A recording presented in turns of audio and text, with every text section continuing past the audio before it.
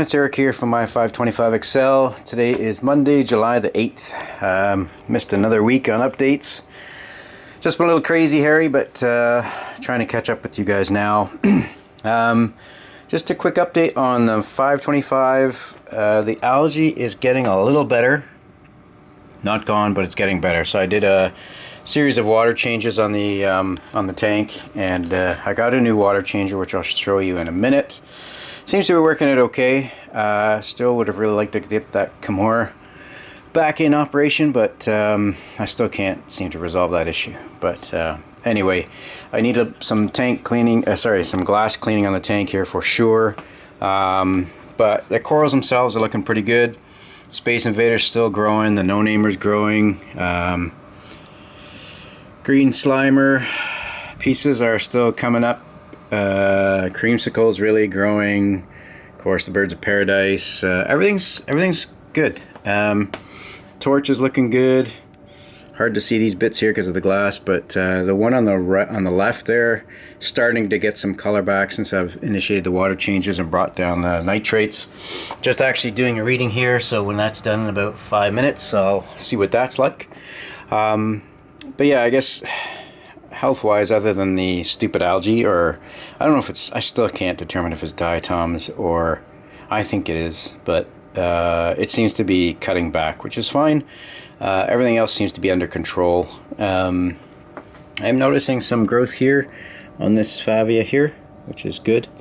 But yeah, just gonna keep plugging away. Got to stay up with the water changes. That is a big must. So I'm gonna try and keep more vigilant on that. On the other side of the tank, in the seahorse tank, got some bad news. One of my horses has a disease. It's like a gas bubble. I can't remember what it's called. I'll post it here. So I have him in a separate tank right now under quarantine, medicating him. There's the other seahorse there. I do need to clean the glass here too. Corals in here are actually doing pretty good.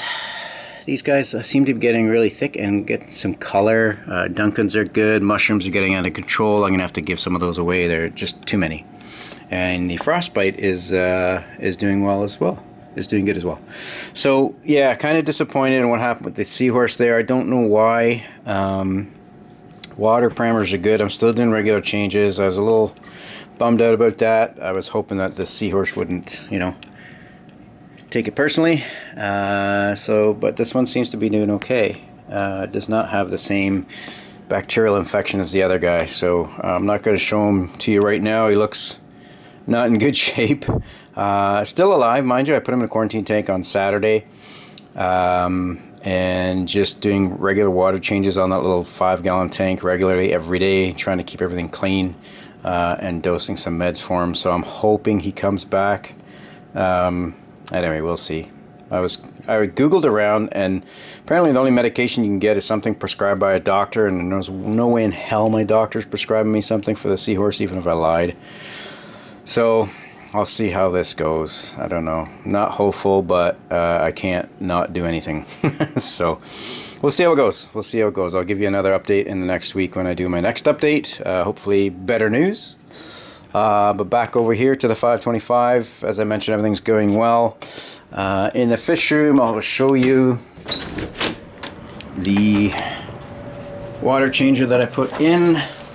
I like it, I think.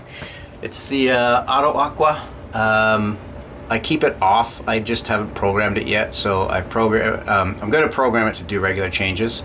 So this is the tubing that comes with it, so I swapped out the tubing, and it works well. Not, in my opinion, not as good as the Camor. Maybe I'm just frustrated with the Camor and I really want it working again. But anyway, it works. I'm able to do water changes with it. So yeah, so far so good. I've only had it for a week, right? I'm not going to bash it.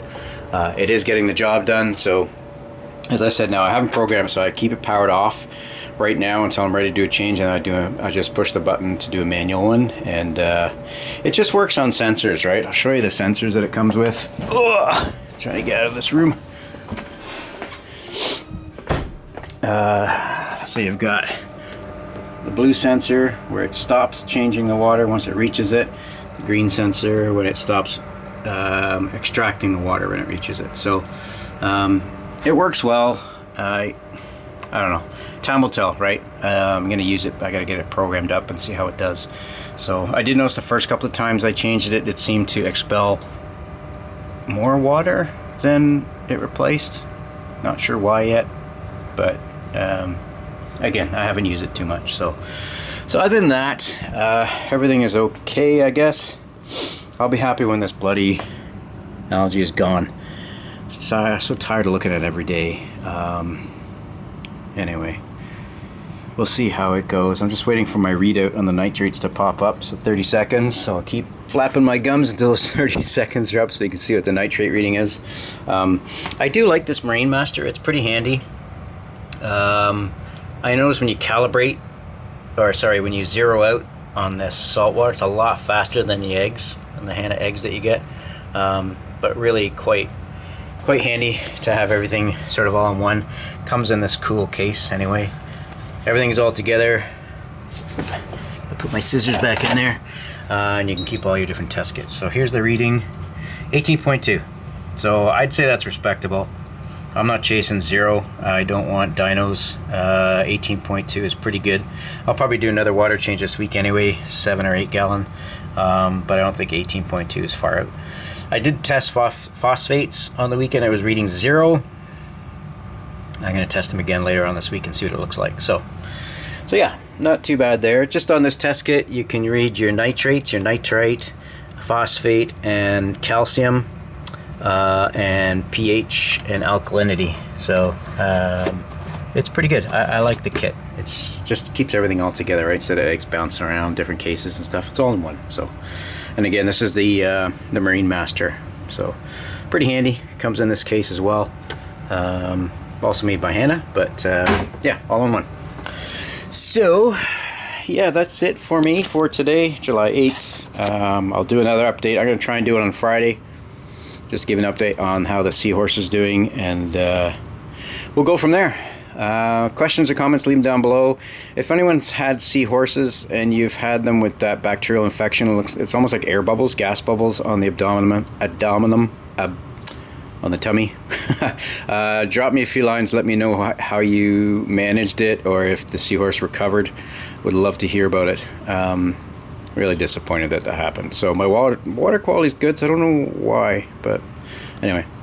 All right, that's it for me for today, guys. Thank you for watching as always and subscribing. Really appreciate it. Apologies that I haven't been more regular on my updates. Just a lot of stuff going around that takes away my time these days, unfortunately.